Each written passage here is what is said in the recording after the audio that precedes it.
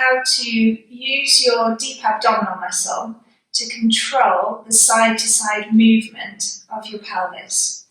And we're going to use leg movements to help work this exercise. So we're going to do our normal deep breathing into the base of the chest, exhaling to draw the ribs in together across to opposite hips, and then exhaling to also add in that tight trouser feeling, activating your deep abdominal muscle. So we're going to inhale to prepare, exhale to tighten everything up so you get that control through your core. Once you've got that control through the core canister, on the exhale you're going to take one leg out to the side, and the weight of that leg is going to make you want to roll to the side. So what we want to do is use your core muscle, so that deep abdominal muscle, to hold everything nice and still so that when the knee drops out to the side, you're able to keep the pelvis nice and level, and you're able to keep both buttocks resting onto the floor. And that will help you to work your core muscle with activities like stepping to the side, or if, for instance, you were running and you had to dodge a puddle or something like that, it's something that you're able to keep that core control, keep the pelvic floor control, and keep the breathing coordinated so that you can dodge that puddle without coming up against any problems.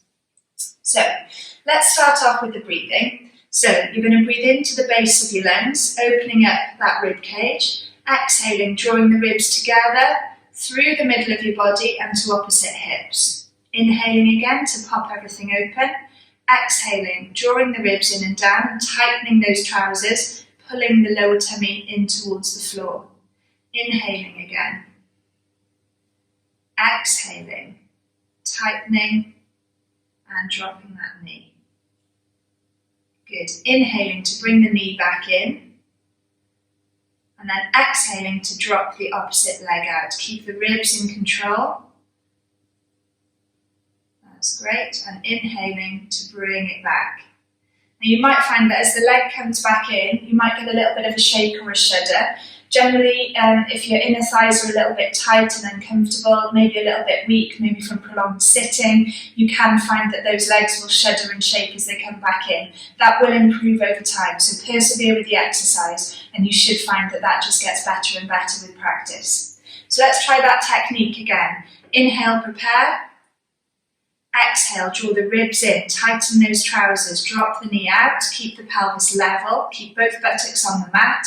Inhale to draw everything back in. Good, again, when you're ready. Exhale, draw in, tighten and drop that knee.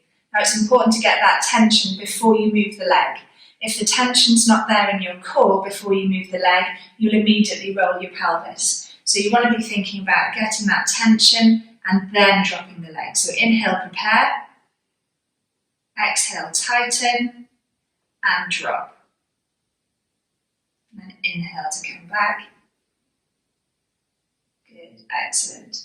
So that's the exercise for knee dropouts, which is specifically about controlling the position of the spine and the pelvis using your core canister in coordination. So you've got the diaphragm working in coordination with the abdominals, working in coordination with your pelvic floor, everything working together to give you a nice stable structure from which then you can move your hips freely without affecting the function of this middle section here.